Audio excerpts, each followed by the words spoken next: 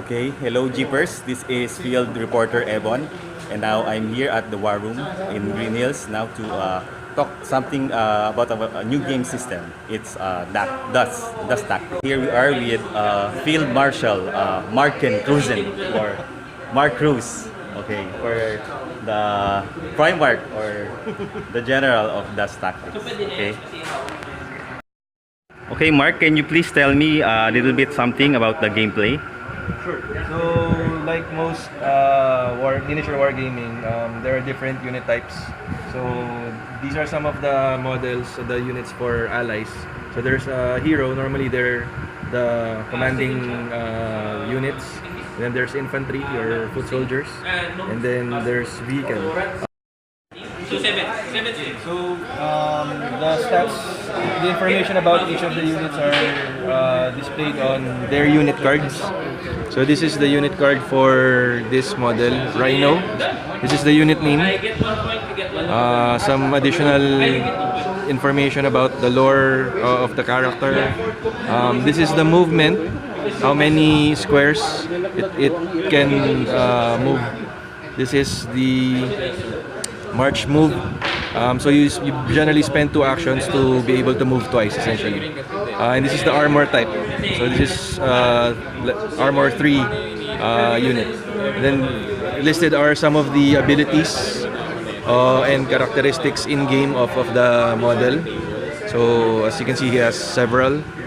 And then arguably the most important information, the weapon stats. So this model has dual heavy rocket punch. So this is the unique thing about Dust 1947 is each weapon range varies depending on the armor type of the target. So for his weapon, luckily, he can target most unit types. So the first number is the number of dice that you roll. And then the second number after the dash, or the slash rather, would be the amount of damage it inflicts for each success. So in summary, for each class, there's a different stat. So the more heavily armored the unit is, the lesser the dice would be rolled. Yes, exactly. So that would simulate how hard the unit yeah, is. exactly. So I've noticed that in this game system, there's a unique kind of board. There's lots of circles and there's lots of crosses. There's also flat terrain and 3D terrain. So Mark, can you please explain how this would work? Sure. So Dust 1947 currently can be played in 2 modes. So there's the grid format where it's played on this type of map, and then there's the open format, the normal open terrain where you can use the 3D terrains that you normally use for other wargamings. So on this the grid format, it's divided into squares, and each square has center dot. This is used for tracing line of sights. So each model has a number of squares that they can move, a number of squares that they can target their enemies depending on their weapons. To be able to draw line of fire, you'll need to trace the center dot of the originating square towards the target square. So, for example, this model will shoot at this unit. I'll need to be able to draw an imaginary line from this dot. So, going to this dot. So long as it's unobstructed, like in this case, this unit can proceed with firing its weapons. So, there would be instances where terrains or other units would be able to block line of sight. So for this example, this is a sample of a blocking terrain.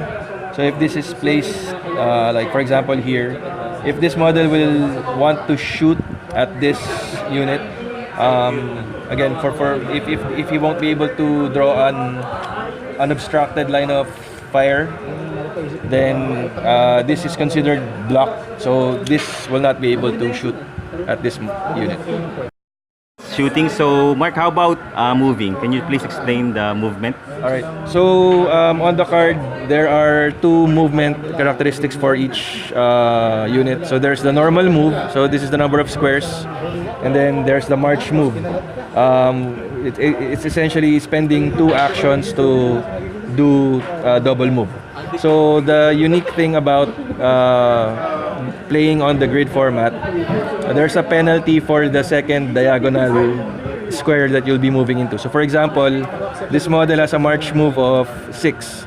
So straight direction, it can move unimpeded. So 1, 2, 3, 4, 5, 6. But if it will go diagonal, the first one counts as 1. Any succeeding diagonals would be counted as 2. So 1, 2, 3, 4, 5. So it can't proceed to this square anymore. It would have to choose any of the straight ones, the adjacent ones.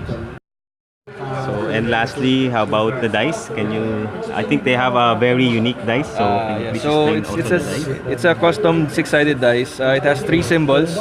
So there's the faction, the target, the crosshair, and then the shield symbol. In hierarchy, you want to always get the faction symbol. Depending on some abilities, the shield may matter or the crosshair may matter. So, we are joined by Comrade Vic from the SSU, Soviet Union, PAC, and we're here to give us a sample turn. So, okay. So, I think Mark will go first. Yep. So Vic, my Ranger Assault Squad will charge this unit. So moving 3 squares, and then I'm rolling 6 dice against your heavy troopers. Okay, so I'm scoring 1 success. 1 success. Okay. So that would generate 1 wound normally, but he has damage resilience. Go. You roll. You need to roll a faction symbol. Faction symbol, yes. So no. So no. 1 model is eliminated. Okay. All right. Now it's So your now turn. it's Vic's turn to activate. So who will you activate, Vic? In this case, I'm going to activate this guy. Okay. I'm going to attack them using my rocket launchers. So against these are armor 3. Armor 3. So they would generate 4 dice. Okay. We're looking for faction symbols. 1 also. All right. So I'm saving because I don't have any cover. I'll be doing infantry save, so I'm also looking for factions. So that's a fail. So one of my models will be eliminated as well. So Mark, can you tell me where do you usually play and what time, what day of the week? The Dust community, we used to play at Marauders, unfortunately. It's not available at the moment. So right now our home, hopefully, is the War Room. We're planning to have casual and tournaments at least once a month. So we're normally free on Saturdays.